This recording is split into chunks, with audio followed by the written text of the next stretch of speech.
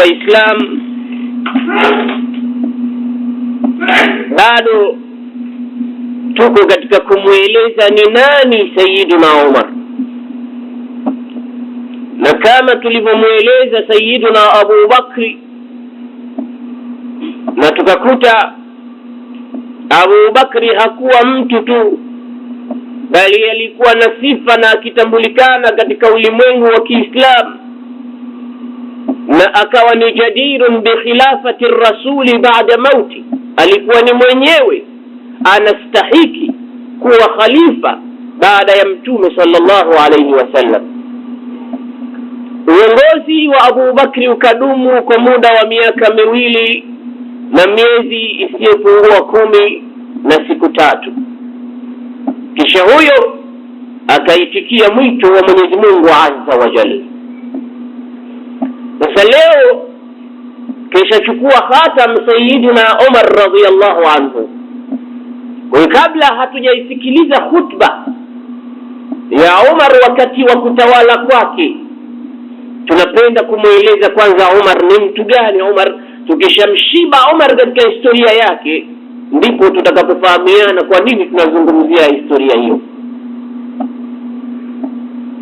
Jana tulieleza tukasema aslama Umar fi sanati 6 baada an-nubuwa. Umar kaslimu katika mwaka wa 6 baada ya mtume kupata utume. Kuna sinin, miaka ambayo inahesabiwa baada an-nubuwa na baada al-hijra.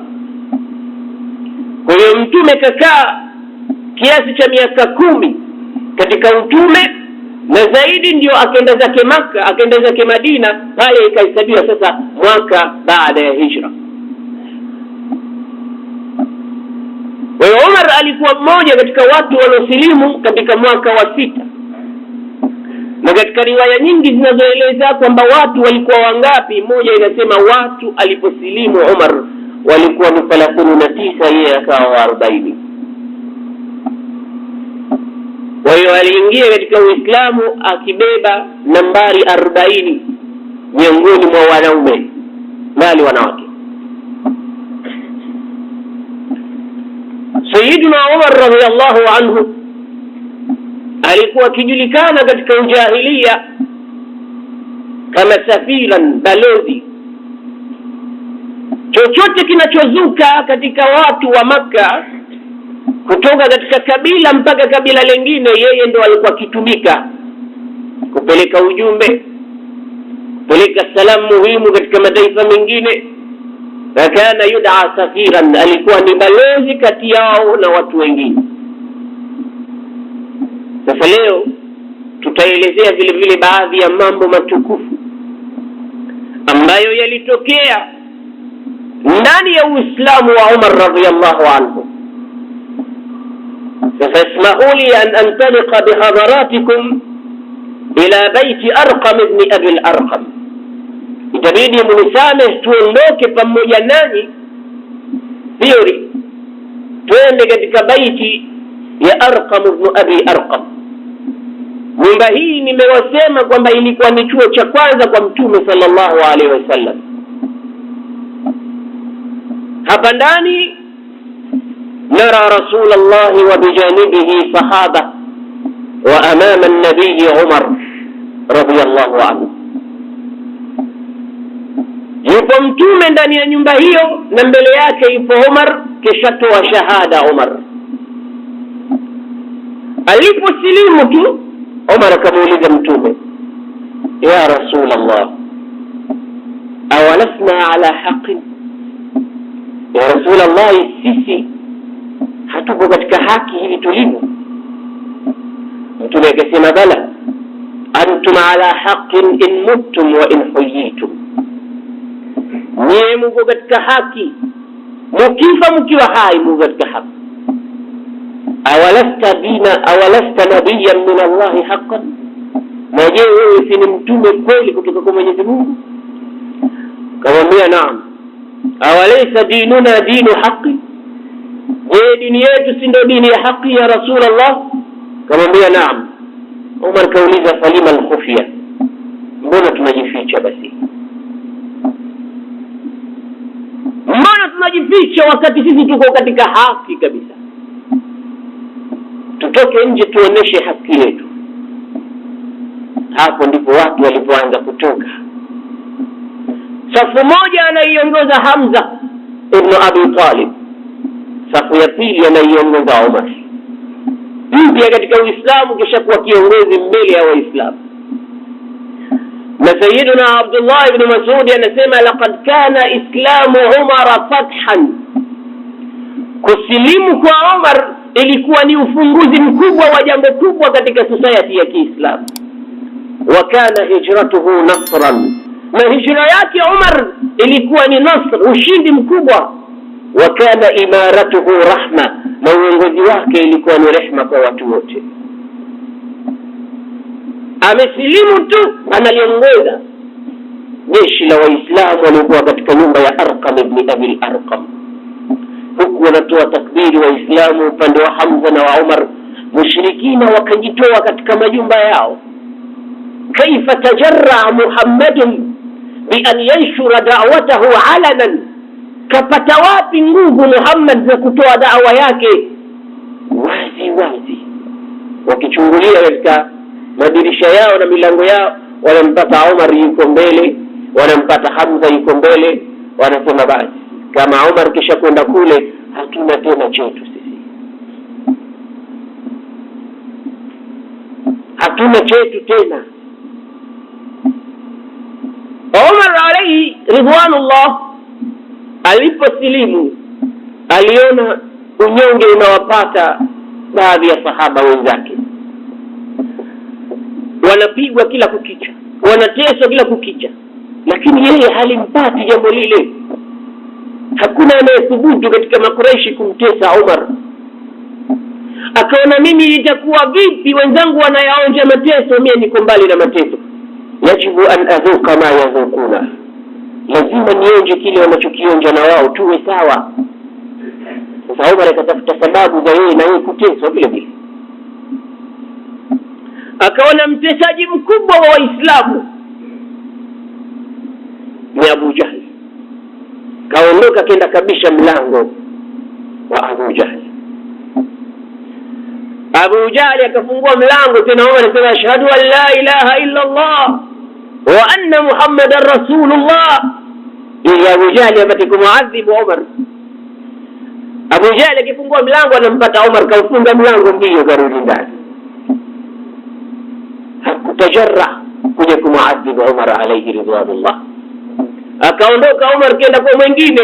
Kila anapofika mlango unafungwa, watu hawana haja naye, athubutu mtu kumtesa Umar. Kaondoka Sayyidina Umar katafuta ugomvi ili apate kuteswa kama wengine hawakuweza. Siku hiyo walikuwa katika Al-Kaaba, Waislamu wale wanyonge wanapigwa na makafiri. Umar akaona, hapa leo ndio mahala pangu na mimi kuyaonja wanayoyaonja wenzangu. Kwa hiyo kaingia na yeye, ikawa ni ile mapigano ya jumuiya, moja kwa moja kila mmoja anapiga huko akipigwa. Basi Umar akayaonja magumi ya makafiri pale, ikamfurahisha kidogo, na yeye anayaonja yale wanayoyaonja wenzake. Katokea mjomba wake anamwambia, ana jaru li Umar, jamani msimpige Umar, mimi ni advocate wake, maana nitachukua dhamana ya kumkinga. Umar anamwambia, inna jiwaraka mardud, amba hatuna haja na ujirani wako, wacha hili ndio ninalolitaka mie. Watu wakamwogopa mjomba wake Umar, wakasema basi hatumpige Umar. Umar akamwambia, bwana mimi sikukuita uje unitetee hapa. Yeye hajui kama hilo ndio lengo lake, na yeye ayaonje yale wanayoyaonja wenzake miongoni mwa mateso. Sayyiduna Umar radhiyallahu ta'ala anhu wa arda anapata kuonekana na ushujaa mkubwa siku ya hijra. Waislamu wote walihama kutoka Makka kwenda Madina kwa siri. Kwa siri, hakuna mtu anajua. Wanatafarra mmoja mmoja tu mpaka wakatoka katika nchi ya Makka. Lakini Umar alipotaka kuondoka kwenda zake Madina, kachukua fumo yake, kachukua mkuki wake, kachukua vyombo vyake, kaondoka kenda kazunguka Al-Kaaba. Na bali katika Al-Kaaba walikuwa wanakaa wale mabwana wakubwa wa Quraysh, Abu Jahl na jamaa zake. akaenda mpaka mbele yao, akaizunguka Al-Kaaba. Baadaye akawafuata wale bwana wakubwa wa Quraysh, akaanza kuwapiga kwa vidole vyake katika vichwa vyao. Shahatil wujuh, shahatil wujuh, shahatil wujuh, yani nyuso korofi hizi ni nyuso korofi, hizi ni nyuso korofi. Kisha akatangaza, akasema inni dhahibun ila al-Madina, mimi naondoka. Si wenzangu wote wameondoka kwa siri, mimi nakupeni tangazo kabisa, mjue ninakwenda wapi. Naondoka na ninasema, man arada an yuyatima waladahu, atakayetaka kumfanya mwanawe yatima, au yurammila zawjatahu, au amfanye mkewe mjane, au yufakkila ummahu, au amfanye mamake ya mkofi mwana, falyatba'ni waraa hadha alwadi, basi anifuate nyuma ya mgongo wangu. Waislamu, kuna ushujaa zaidi ya huo? Wenzake wote wametoka kwa siri, yeye anawafuata hata anawaambia ninaama mie. Na kama mtu anataka mwanawe akose baba awe yatima milele, au mkewe awe mjane akose mume, au mama akose mwana, falyatba'ni, anifuate aone. Wale wakasema jamani, da'u, mwacheni anachokisema huyo, mnajua da'u. Umar akatoka, hakuna mmoja alomfuata nyuma, huyo anaenda Madina. Hijra ya Umar radiyallahu anhu. Umar bwana mtume alimsifu kwa jina la Faruq, na hilo ni jina kubwa mtume analipata Umar kutoka kwa mtume. Faruq hadhihi al-umma, yani Umar ni Faruq wa ummahu. Maana ya Faruq, mtu aliyetenganisha baina ya uzuri na ubaya, baina ya haki na batil. Umar kusilimu kwake alitenganisha huu uzushi na huu uzuri, huu kafiri, huu Uislamu, kwa wazi kwa sababu ya Uislamu wa Umar. Kisha mtume kamsifu na jambo kubwa zaidi, akasema inna Allaha ja'ala al-haqqa ala lisani Umar yantiqu bihi, Mwenyezi Mungu kaiweka haki katika ulimi wa Umar, anaisema kwa kutumia ulimi wake. Na ndani ya Qur'ani imethibitishwa hivyo. Sayyiduna Abdullah ibn Umar, mwanawe Umar. Umar alikuwa na watoto 9, Abdullah na Ubaidillah na Abdurrahman mwingine. Abdurrahman walikuwa akbar na asghar, watoto wote wawili kwa kumpenda Mungu anasema nimewaita majina ya Mwenyezi Mungu. Yani kamsikia mtume anasema wa khairul asma'i ma humida wa ma ubid wa khairul abidi Abdullah wa Abdurrahman. Kwa hiyo anawaita watoto wake Abdurrahman wa kwanza na Abdurrahman wa pili kwa kulipenda jina la Allah Ar-Rahman.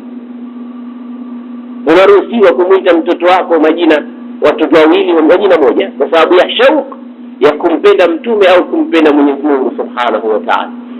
Kwa hiyo watoto wake wa kiume ni 6. Kuna Abdullah na kuna Ubaidillah na kuna Abdurrahman na Abdurrahman al-Asghar na mwingine anaitwa Zaid, kwa kumpenda sahaba Zaid ibn Haritha, na mwingine wa mwisho anaitwa Asim. Hao wote watoto wake. Na mkewe wa kwanza alikuwa Sayyida Zainab, yani au Zuinat wakimwita, bintu Maz'un, na huyu ndo aliwazaa watoto watatu. Kamzaa Abdullah, kisha kamzaa Abdurrahman, kisha kamzaa Sayyida Hafsa ummul mu'minin, mkewe bwana mtume sallallahu alayhi wasallam. Na Umar alifanya jihadi kutuonesha sisi mfano. Alipokuwa mwanawe hana mume, Sayyida Hafsa, alitoka Umar kenda kumfuata Sayyidina Uthman, akamwambia ya Uthman, in shi'ta zawajtuka Hafsa. Uthman, niambie unamtaka Hafsa? Uthman akamwambia laqad bada li alla atazawaj, siku hizi sitaki kuoa. Basi tena kuoa mimi, maadamu inshallah watoto wake mtume wawili wote washakufa, basi tena. Kaondoka Umar kenda kwa Abu Bakr, ya Abu Bakr, in shi'ta zawajtuka Hafsa. Unamtaka Hafsa Abu Bakr? Kimtaka nitakuozesha. Abu Bakr hakujibu kitu. Umar akasema likaniumiza jambo lile la kwamba hakunijibu. kwa nini mwambia utakumwezesha binti yangu kanisemee kitu? Baada ya muda bwana mtume kaenda kamposa Hafsa, kamuoa yeye. Abu Bakari akamwambia Umar, unajua kwa nini siku ile sikukujibu? Akamwambia hapana. Akasema sami'tu an-nabiyyu yadhkura, sami'tu an-nabiyya yadhkurha, nilimsikia mtume akimtaja taya Hafsa. Kwa hiyo alipomtaja nikaona tayari anataka kumuoa yeye. Kwa hiyo ilikuwa siri ya mtume hiyo, na mimi nilikuwa sitaki kuitoa pale. Sasa hivi ushachukua, sasa nakwambia mtume alikuwa kishamtaja. Kwa hiyo kapata sharaf Sayyidina Umar ya kuwa mkwe wa mtume Muhammad sallallahu alaihi wasallam. Kapata sharaf ya kuwa mkwe wa bwana mtume. Kuna baadhi ya watu unapooa kwake unapata sharaf. Kuna baadhi ya watu unapooa kwake ndio unapata idhilali, kwa sababu wenyewe kama tulivyosema jana, ukitaka kupoa maradhi kula chakula cha mtu mkarimu. Ukitaka kuwa na maradhi yasiyoisha isiyokuwa na mwanzo wala mwisho, nenda kwa bakhili ukale chakula chake. Kwa sababu anakula mtu na analaaniwa pale pale. Utakapofika tu katika nyumba ile utauliza, bwana nataka siku ngapi hapa? Mbona naona mabegi makubwa? Lini utaondoka? Hawapendi wageni. Sasa Umar akawa mgeni, akawa mkwe wa bwana mtume kwa kumuozesha binti yake Sayyida Hafsa. Kwa hiyo watoto wake wa kike ni Sayyida Hafsa ummul mu'minin na Sayyida Fatima, wengine inaitwa Fatima, ambaye kazaa na wake zake wengine. Umar alioa wake mpaka walifika 8. Lakini sio kwamba wote kwa pamoja, mwisho wa 4 tunaambiwa wengine kaoa, wengine kawataliki, kafarikiana nao. Kwa hiyo walifika 8. Mmoja katika wake zake alikuwa Sayyida Kulthum binti Ali ibn Abi Talib. Sayyida Kulthum alizaa naye watoto wawili, mmoja akiitwa Raqiya au Ruqayya, mwingine akiitwa Zaid, mtoto wake wao. Kwa hiyo watoto wake wa kike Umar ni Sayyida Zainab, Sayyida Hafsa na Ruqayya. Hawa ni watoto wake wa kike na Fatima. Wa kiume wamefika 6. Kwa hiyo 6, 3, 9. Hii ni nyumba ya Sayyiduna Umar radhiyallahu anhu. Anasema mwanawe Abdullah ibn Umar na yeye kaingia katika ile listi ya Abadila. Kuna watu wanaitwa Abadila: Abdullah ibn Umar, Abdullah ibn Zubair, Abdullah ibn Abbas. Hawa ni watu walikuwa wamebobea katika hifdhi na dini. Kapokea hadithi anasema, ma qala an-nasu qawlan وقال عمر في هذا القول إلا نزل القرآن على نحو الذي قال فيه عمر. Anasema watu watakapozungumza habari, watu wakazungumza habari hii na Umar akazungumza nyingine, basi Qur'ani ikishuka itashuka ikimpa ta'yid na kumuunga mkono Umar katika ile aliyozungumza yeye. Ndio maana mtume anasema inna Allah ja'ala al-haqqa ala lisani Umar. Mwenyezi Mungu kaiweka haki katika ulimi wa Umar, yantiqu bihi, anazungumza na haki iko ulimini kwake. Kwa hiyo watu wakizungumza habari fulani na Umar akizungumza nyingine, Qur'ani kama itashuka itakuwa upande wa Umar. Alikuwa akiafikiwa na Mwenyezi Mungu katika mambo mengi sana. Tuzungumze baadhi ya mambo ambayo Mwenyezi Mungu kamwafiki Umar. Siku alipokwenda mtume kwa ajili ya kwenda kufanya hija, watu wanazunguka tawaf 7 ashwaq. Umar anaangalia pale makamu Ibrahim, anasema kwa nini sisi hatuendi tukaswali pale? Kwa nini mtume hendi akasimama hapa aliposimama baba yetu Ibrahim akaijenga al-Kaaba? Kamfuata mtume, hakuweza kujizuia. Akamwambia Rasulullah, ma darra law sallaita fi hadha al-makan. Ya Rasulullah, mimi nahisi hakuna ubaya wowote kama utasali na sisi tukawa nyuma yako mahali hapa. Hapa makamu Ibrahim, tufanye mahali pa kuswali hapa. Sasa mtume hapa jambo mpaka ambiwe na Mwenyezi Mungu, sio anajifanyia tu. Kaambia Umar, itakuwaje? Alalam Umar bihadha, Mungu hajasema tufanye hivyo. Pale akashuka Jibril, wattakhidhu min maqami Ibrahim musalla. Fafanyeni makamu Ibrahim ni msala, mahala pa kusali. Kutokea siku hiyo watu wakawa wanasali, na ukienda ukifanya tawaf unakwenda kidogo makamu Ibrahim unasali rakaa 2. Fikra ya Umar kwa Mwenyezi Mungu ndivyo anapomwafikia. Maneno yanakuja vile vile. Hilo namba 1. Namba 2, Sayyiduna Umar radhiyallahu anhu aliyafikiwa katika habari ya pombe. Hii pombe ilikuwa watu wanakunywa kabla haijaharamishwa, na waliuliza kuhusu habari ya pombe, vipi pombe ya Rasulullah? Mwenyezi Mungu akawajibu, waambie kul fihima ismun kabirun wa manafi'un linnas. Kama wanataka kujua pombe halali haramu, waambie ndani ya pombe kuna madhambi makubwa sana na madhara yake, na kuna manufaa kidogo kwa watu. Watu wakasema maadamu yako madhara makubwa na faida ipo, basi tunaitaka hiyo faida japo kidogo. Wakawa na kunywa pombe, wakaendelea kunywa pombe, mwisho ikawa watu wanakwenda kusali wamelewa. Na unazungumziwa kwamba mwingine aliingia mihrabu akasalisha wenzake, labda akaanza kusema kul ya ayyuhal kafiruna a'budu ma ta'buduna wa antum 'abiduna ma a'budu. La nahi kaziondoa zote. Mungu anataka kuwaonesha, maana kila kitu anakiharamisha kwa stage kwa stage. Kul ya ayyuhal kafirun, kusema la a'budu ma ta'budun, kusema a'budu ma ta'budun. Nataka kuwaonesha Mwenyezi Mungu kwamba hichi kitu sio kizuri kwenu, lakini kidogo.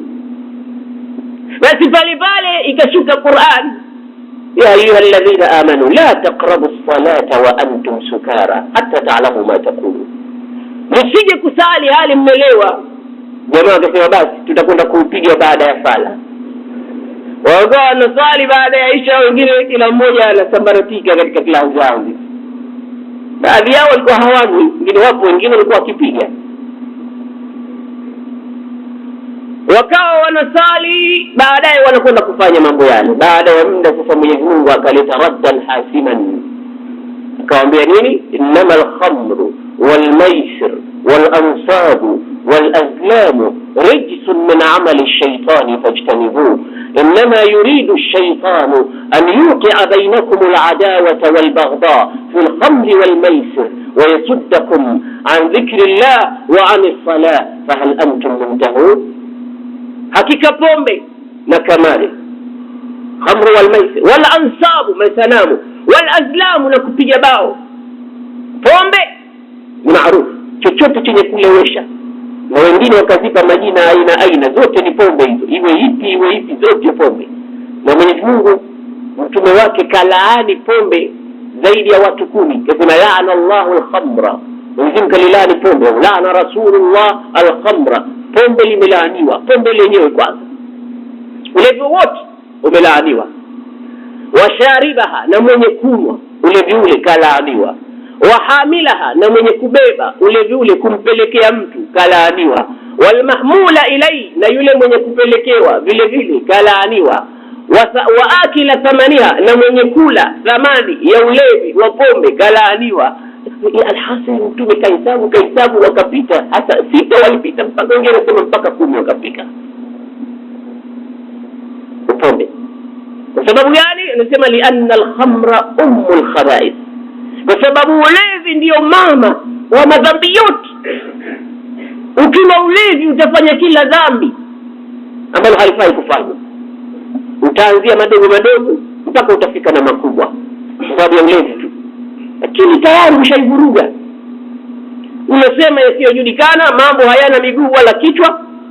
Kuzini utazini, kuiba utaiba, mpaka unaweza kufanywa wewe uharamia wakati umelewa. Mambo makubwa kwa sababu ya ulevi.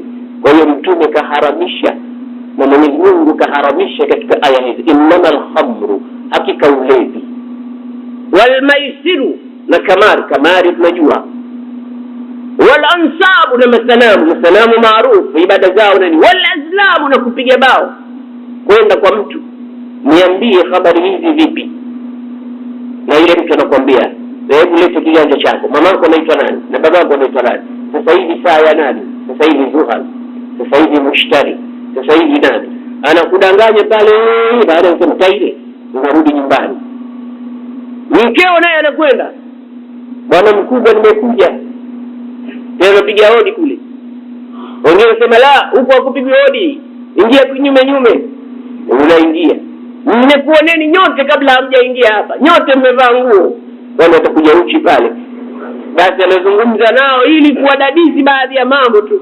Wakishafika pale anawaambia, "Wewe mjamzito?"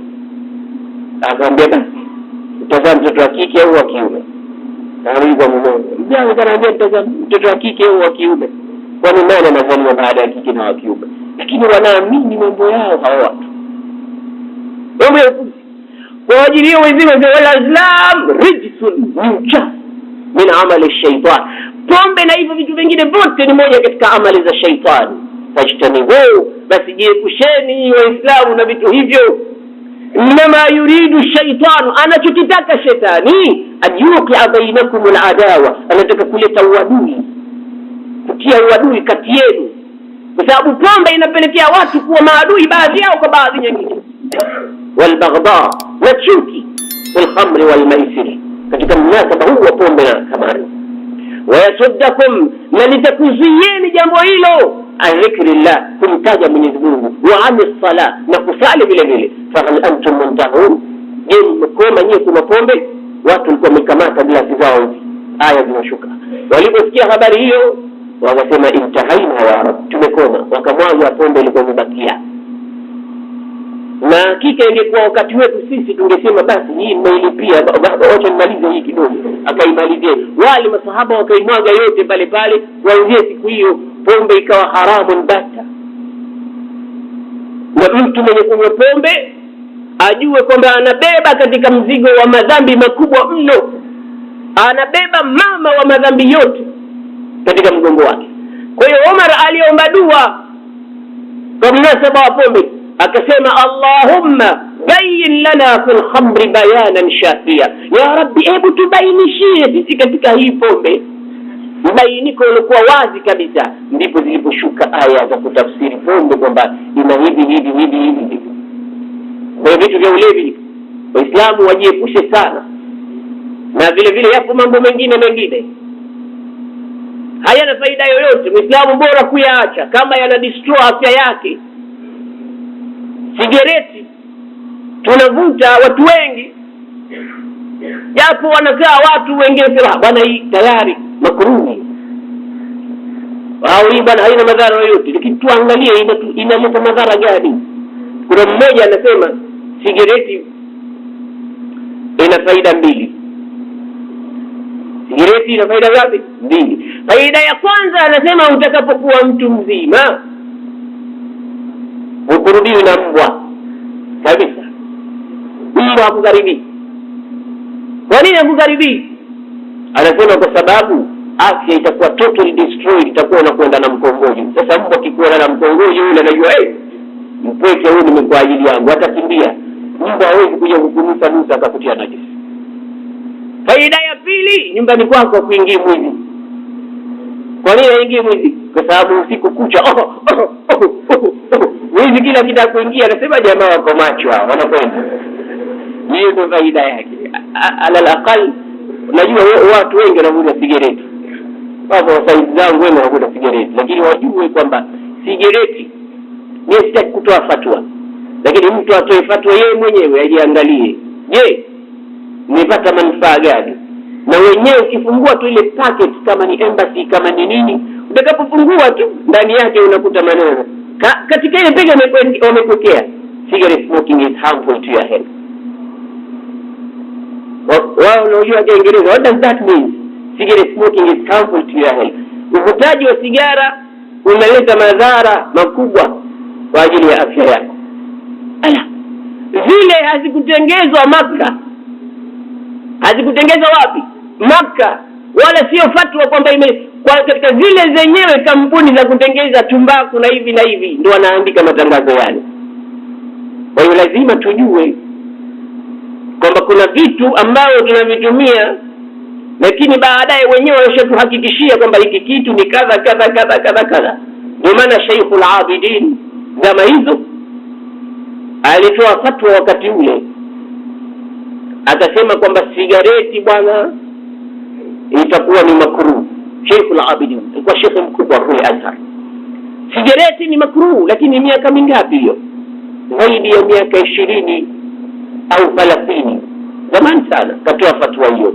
Kwa sababu gani? Ilikuwa pale katika paketi ya sigareti kunaandikwa uvutaji wa sigara unaweza kuhatarisha afya yako.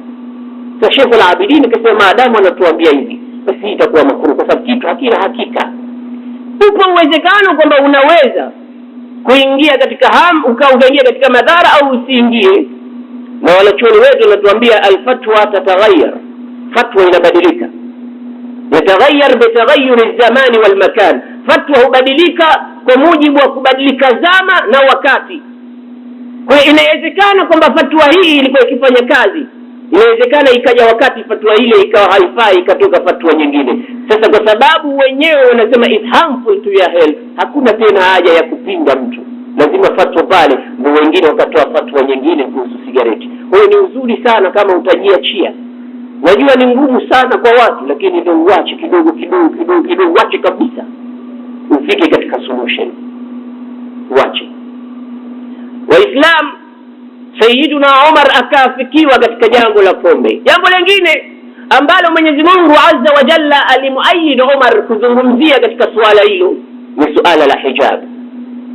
Alipita siku moja akamwambia Mtume, ya Rasulullah, yadkhulu fi baytika albarr walfajir, ndani ya nyumba yako wanapita watu wazuri na wabaya. Wengine waislamu wanakuja, wengine sio waislamu wanakuja. Kwa hiyo wanawaona wake zako, na saa nyingine wake zako wanatoka hawana tofauti na wake watu wengine. Kwa hiyo na hisi tuwaamrishe kuwe na mavazi yao special, yajulishe kwamba haya ni mavazi ya wake za Mtume. Hijab. Pale pale Mwenyezi Mungu kateremsha aya za hijab. Ya ayuha nabii qul li azwajika wa banatika wa nisa'il mu'minin yudnina alayhinna min jalabibihin dhalika adna yurabna fala yudhain wa kana Allahu ghafurar rahima. Zikashuka aya kwamba watu wavae hijabu, wote waislamu wakavaa hijabu. Umar aliafikiwa vile vile katika suala la istidhan, kubisha. Siku hiyo yuko nyumbani kwake, katulia, kapita kijana alikuwa akifanya kazi nyumbani kwake mpaka ndani bila ya hodi. Umar mwenyewe kakaa nusu uchi.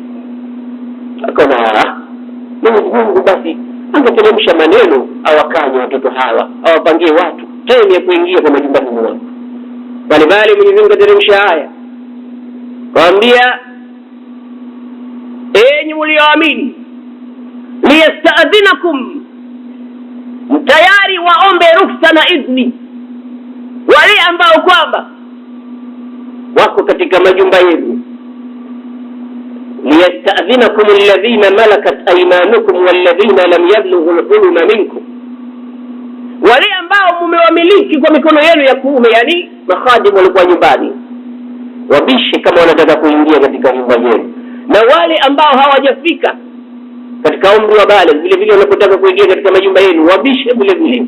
Thalatha auratin lakum, kuna nyakati tatu, thalath marat, wabishe mara tatu. Mara ipi? Nyakati ya kwanza ipi? Min qabli salati al-fajr, kabla ya kusali al-fajr, maana usiku mtu kishalala pale, mguu mwingine huku mwingine huku, unaingia bila ya hodi vipi? Bisha hodi, kama kakaa vibaya ajieke vizuri. Ndio Uislamu namna unapokuwa una heshima, unawafundisha watu maisha. Wakati wa pili, wa min ba'di wa hina tad'una thiyabakum min adh-dhahira, baada ya adhuhuri, wakati joto kali, mtu kavua nguo apate kupata baridi kidogo. Baada ya adhuhuri, wakati wa qailula, vile vile mkarabisha. Wa min ba'di salati al-isha, baada ya sala ya isha. Thalathu auratin lakum, hizo ni nyakati tatu ambapo mnakuwa watu mko katika hali ambayo sio ya kawaida katika kuvaa. Kwa hiyo watoto na vijana waingie katika majumba baada ya kubisha. Aya hizi zikashuka, rai ya Umar alivyoiona. Vile vile Sayyiduna Umar aliafikiwa na Mwenyezi Mungu katika habari ya wake zake Mtume walipomuonea wivu au walipojikusanya katika wivu. Siku moja bwana mtume alimchukua mkewe alikuwa ni mke, yani amemmiliki kwa mkono wake wa kuume, Sayyida Maria al-Qibtiyya. Kazaa naye mtoto wake mmoja anaitwa Ibrahim. Akamchukua ikawa wanazungumza naye katika nyumba ya mkewe anaitwa Hafsa binti yake Umar. Basi Hafsa akapata habari kwamba Maria alikuwa katika nyumba yake akizungumza na mtume. Mambo ya kike akahamaki Hafsa. Hamaki ile ikawa ni yenye kumshughulisha mtume sana. Mtume sallallahu alaihi wasallam akamwambia, nitakwambia siri Hafsa, laqad haramtu ala nafsi Maria nimejiharamishia, sindi tena kwake Maria, ili apate kufurahi nani? Hafsa. Sasa Mwenyezi Mungu akamlaumu mtume, kwa nini unajisqueeze? Mwenyezi Mungu akakujalia wasa katika mambo yako, una haja. Kwa ajili hiyo ninachotaka kukuambia mimi, ya ayuha nabii, lima tuharrimu ma ahalla Allahu lak, ewe mtume mtukufu wa daraja, kwa nini unakiharamisha alichokuhalalishia Mwenyezi Mungu juu yako? Maria ni haki yako, ni halali yako. Tabtaghi mardata azwajik, unatafuta radhi za baadhi ya wake zako. Wallahu ghafurur rahim, na Mwenyezi Mungu amekusamehe kama umefanya hivyo, akusamehe. Lakini usifanye hivyo. Bwana Mtume sallallahu alaihi wasallam kaambiwa azindie jambo lile. Maria ni haki yake na wake zake wengine wote ni haki zake.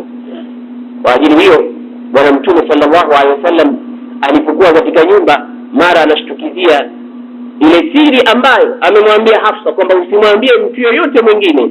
Kishaitoa bibi Hafsa akamwambia Aisha. Yeye akamwambia Aisha, unajua kaharamisha mtume kumharamisha Maria kwa ajili yangu mimi. Si Aisha akaona habari hizi tena, akaniambia jambo lingine, anamwambia ukhalifa baada yake atakuja kuchukua Abu Bakr na Umar. Mtume kawahi kusema wakati wake, alikuwa anajua mambo mengi mtume. Muhammad Ali Sabuni mufassir al-Qur'an anazungumza katika kisa hichi, anasema aliwahi kumfasiri hizi mbili mtume kumpa Hafsa. Akamwambia, kwanza nimeharamisha juu ya nafsi yangu Maria, kisha nakufasiri kwamba khilafatu baadi Abu Bakr na Umar watakuja kuwa makhalifa baada yangu. Hii ni siri, simwambie mtu mwingine. Basi siri ile hakuizuia bibi Hafsa, akamwambia Aisha. Alipomwambia Aisha, Mwenyezi Mungu akamteremsha Jibril. Kabla Jibril hajashuka, Umar alikuwa anapita. Baada mtume kupata habari mbasiri mshatoka, Umar akapita kwa wake zake mtume, akawaambia, asa in talaqakunna an yubdilahu azwajan khayran minkum. Mtume akija akikuacheni nyie atampa wake wazuri kuliko nyie, bora kuliko nyie. Maneno yake tu Umar mwenyewe kasema. Kisha baadaye akamfuata mtume akamwambia, Rasulullah, lasta wahdak, katika jambo hili huko peke yako. Ma'aka Allah, uko pamoja na Mungu. Wa ma'aka Jibril, uko pamoja na Jibril. Wa ma'aka Abu Bakr, uko pamoja na Abu Bakr. Wa ma'aka Umar, uko pamoja na Umar. Uko peke yako ya Rasulullah.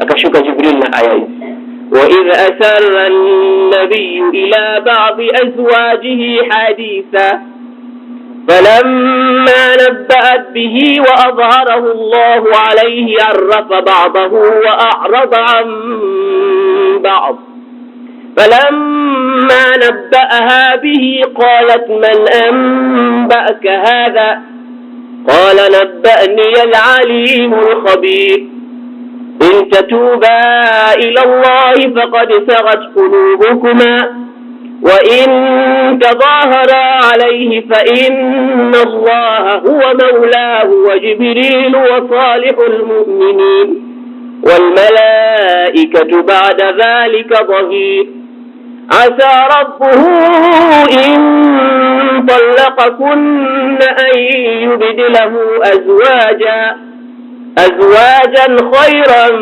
منكن مسلمات مؤمنات قانتات تائبات عابدات سائحات ثيبات وأبكارا Sayyidina Umar kaunga mkono katika maneno haya, kaunga mkono katika habari. Mwenyezi Mungu anambia ayu nabii, yewe mtume huna haja ya kujisqueeze katika wasa ambao Mungu kakupa. Na mimi nakuambia wa idha sarra an-nabiy ila ba'd azwajihi haditha, mtume kafanya siri baadhi ya wake zake kuambia habari. Falamma nabba'at bihi, siri ile alipoitoa bibi Hafsa, wa azharahu Allahu alayhi, na Mwenyezi Mungu kamdhihirishia kwamba siri imeshatoka. Anasema arafa ba'dha wa a'rada an ba'd, akenda akamwambia Hafsa, nilikwambia usitoe siri, wewe umeitoa.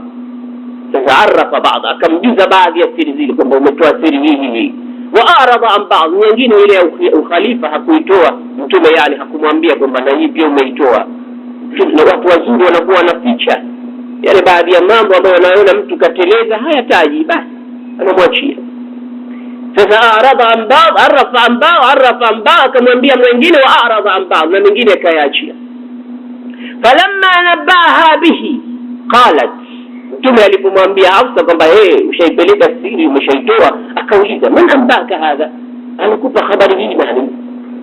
Qala, akafikiri ni Aisha, na hii kamwambia Aisha, usimwambie mtume wewe siri hii, wewe usije ukaitoa na wewe siri hii. Sasa ilipokuwa imetoka siri, auliza mtume man ambaka hadha, alikwambia nani? Kama ni Aisha atanikoma. Mtume kabla nabani al-alim al-khabir, alonieleza habari hii ni mjuzi mtambuzi wa kila kitu. Tena intatuba ila Allah faqad sagat qulubukum, kama mtatubia murudi kwa Mwenyezi Mungu, nyoyo zenu zitakuwa zimefuata haki. Wa in tadhahara alai, na mkiendelea kufanya uadui, mkiendelea kwa ghira na wivu kama huu, basi Mwenyezi Mungu huwa maulahu, ndio atakayetawala mambo ya Muhammad ibn Abdullah. Wa Jibril wa salihul mu'minin, yeye na Jibril na salih ya waumini wote, Abu Bakr na Umar. Kaulini ya Umar, lasta wahdaka ya Rasulullah, mkupekee, ma'aka Allah wa ma'aka Jibril wa ma'aka Abu Bakr wa Umar, dua wa salihul mu'minin wal malaikatu ba'da dhalika dhahir. Kisha karudia kauli ile, asa rabbuhu in talaqakum an yubdilahu azwajan khayran minkun, Mwenyezi Mungu atakapokuwa amejalia kama mtatalikiwa, mtume huyu atapata wake wengine bora kuliko nyie, muslimatin mu'minatin qanitatin taibatin abidatin saihatin tayyibatin wa abkara, wana sifa zote nzuri. Maneno ya Umar yakazidi. Alikuja kuungwa mkono tena Umar katika habari ya unafiki alipokufa Abdullah ibn Ubay ibn Salul. Mtume amesimama anataka kumsalia salatu aljinaza.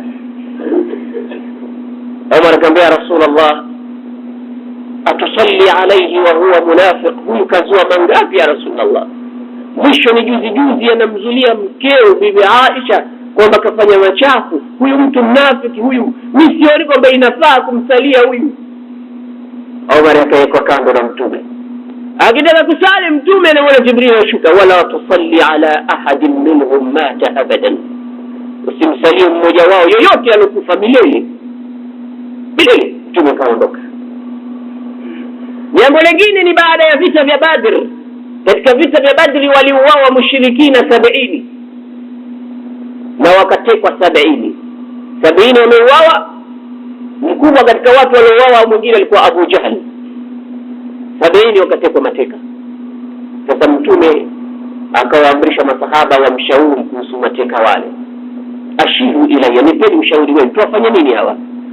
Abu Bakr akamwambia Rasulullah, na'khudhu minhum al-jizya, na'khudhu minhum al-fidya, wajikomboe hawa, kama wana mali wana nini watoe, tuzichukue ili wapate ziingie katika mali za Waislamu. Akamwambia, na wewe Umar unasemaje? Umar akamwambia Rasulullah, innani la ara kama yara Umar kama yara Abu Bakr, mimi sioni kama anavyofikiria Abu Bakr. Inni ara, ninavyoona mie ya Rasulullah, an tumakkinani ala hadha fa adrib unuqa, naambie nipe ruhusa nikamkate shingo yule pale. Ni mmoja katika jamaa zake wa nyumbani kwao, lakini mushriki. Nionyeshe mfano, nianze na jamaa wangu mie nimkate shingo yule. Watumakkina aliyan, kisha nakuomba ya Rasulullah mpe ruhusa Ali fayadrib ra'sa Uqayl, ajikunje kichwa cha Uqayl, ndugu yake mushriki upande ule. Wa Hamza, na muamrishe Hamza, fayadribu unuka akhi, amkate shingo ndugu yake. Hawa makafiri hawa watakuja kujiunda tena, wataunda jeshi kubwa zaidi ya hili, watakuja kutupiga ya Rasulullah. Sanadidul kufri, hakuna haja ya kuwabakisha hawa, tusichukue chochote kutoka kwao, tuwaue wote.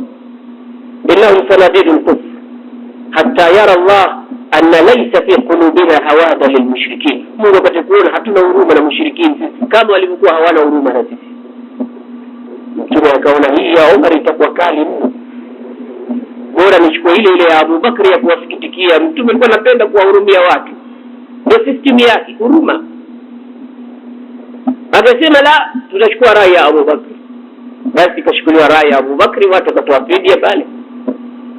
Asubuhi yake Umar anakwenda kwa Mtume, anamkuta Mtume pamoja na Abu Bakri wanalia pamoja. Kauliza, madha alukum, vipi, kuna habari gani? Nielezeni mnalizwa na nini? Hata abki maakuma, tulie pamoja na mimi niingie katika kilio. Umar akaambia na Mtume, ya Umar, habari ya kadhia ya asra. Mwenyezi Mungu kateremsha maneno, anasema ma kana linabiyyin an yakuna lahu asra. Haiwezekani kabisa mtume kuwa na mateka hata yuskina fil ardh. Mateka si wakati wake sasa hivi na kuchukua fidia na hivi na hivi. Kwa nini mnachukua fidia? Turiduna arada dunya, mnataka kitu katika mambo ya dunia. Wallahu yuridu al-akhirah, anachotaka Mungu ni akhirah. Anachotaka Mungu ni akhirah. Lakini Mwenyezi Mungu akusameheni kwa yale mlioyafanya. Lakini laula kitabu min Allah sabaqa, kama si maandishi ya Mwenyezi Mungu yamekwisha kutangulia, basi la akhadhakum, yangekuchukueni nyinyi bima akhadhtum, katika yale ambayo kwamba mmechukua adhabu na adhim, adhabu kali, ingekupateni adhabu kali mno. Sasa rai hii inakwenda moja kwa moja kumunga mkono Sayyidina Umar kwamba Mtume asiwe nao wale wote wauawe. Na Mtume akasema neno lake tukufu kubwa kuhusu Umar, akasema wallahi law azabana Allahu jami'an, kama Mwenyezi Mungu angekuwa ametuadhibu sisi sote, lam yanju minna illa Umar, asingebakia mtu yoyote